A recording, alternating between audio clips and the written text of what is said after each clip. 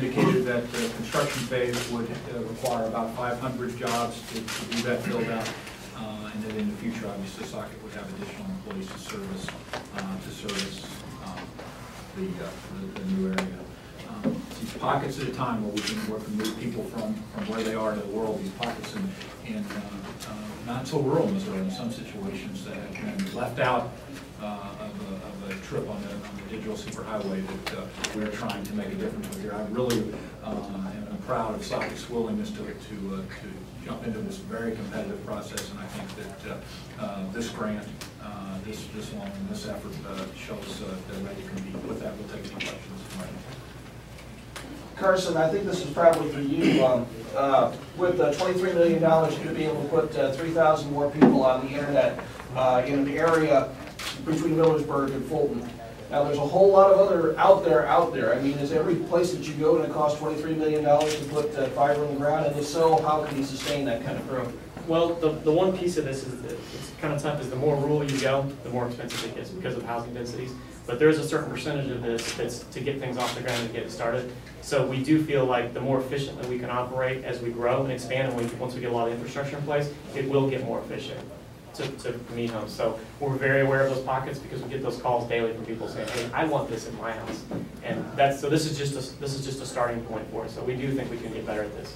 Looking down the road, do you think fiber is the delivery method that's going to be the dominant method, or are there other wireless methods that are going to allow people to get the internet with the speed that digital or the cable does now?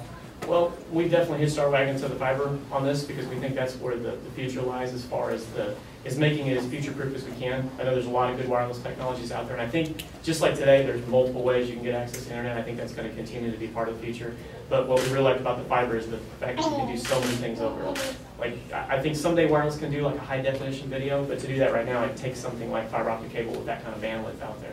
So that's what we really wanted to focus on, is if we're going to do this and we're going to replace infrastructure, let's get the best thing on the ground that we can get. And that's fiber today. Are the customers out there? We believe so, yeah. We did a lot of surveying early on in this process. We went to the local gas station in Millersburg. We went to the Callaway County fairs and we talked to people. We had an overwhelming response from people saying, we want this. We want these kind of services from a local company. Yes? I think it's important to note that this is one of the reasons these are relatively costly of these last mile projects is that they're having to build right in essence to the homes, to the businesses, to the places. That's why as we look now, there's two sides of this process of recovery. I think the agriculture side, this is a RUSA grant and loan to the agriculture piece. We also have a number of applications, competitive applications on the commerce side of that. The significant backbone of those are what we call middle mile projects, which are going to take the trunk lines, in essence, to areas of the state that haven't been. But middle mile projects are always the most challenging because you're literally going to homes, going to businesses, and that's a challenge. As far as what the people of Callaway County feel about this, I think the best person to talk about that's probably Jeannie Riddle. Is there, if you'd like to say anything about what you think the demand for this product in your area might be? Thank you, Governor. I want to begin by saying thank you to Socket for doing this for our county.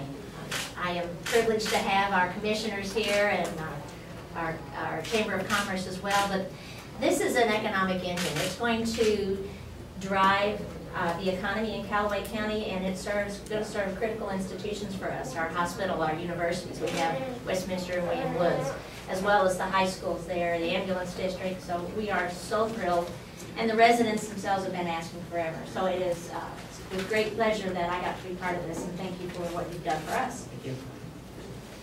Anybody else on this?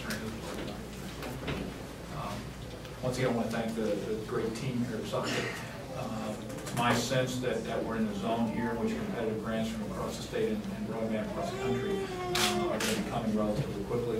Like I said before, we were extremely excited, hence the trip yesterday to Southeast Missouri, the trip here for these last mile that we literally get to front doors and inside homes, inside businesses, the capacity to compete, capacity to deliver, and the capacity to the last part on that is we think it's really important, especially for kids in these areas. So the kids know where the where information moves, and they're much more sensitive to that. And oftentimes these pockets of places which can't compete in this area have kids grow up, go to college, or go start a business and move to some other area. We're hopeful that this will continue a small town rural lifestyle across the state. That's why we have invested so much energy, effort, and time in this process, and application successes like this really hearten our belief that technology is part of the new economy for the future of our state. Governor, one other quick question real quick. Sorry, just a little bit off topic. Today begins the tax break holiday. Given the numbers that were released yesterday showing sales tax revenue being down $14 million year over year, good idea at this point to still keep doing it, or are we doing more harm than good? Well, I think for parents with kids going back to school, that the legislature was right a few years ago to do this, to give a break to them. It's a very expensive and difficult time and they narrowly tailored our tax break to deal with. They have limits on it, and it focuses on school supplies. We don't have kids going out and buying gas boats or whatever. We'll buy pencils and pens and backpacks and the other thing, and I think it does three things that are very important. First of all, it gives an important tax break and gets people out. Now, our belief is that they're going to spend money on other things that are not in there. Number two, it jump starts the entire state that school is coming. And gets everybody focused on that. And the third thing is it gets people to shop locally. I mean, it gets Missourians to go out to the stores in their communities. It gets Missourians to go out to interact with their local small businesses and their local businesses. We think all three of those are good. I think it was a solid public policy step by the state many years ago, and I support it. Thank you.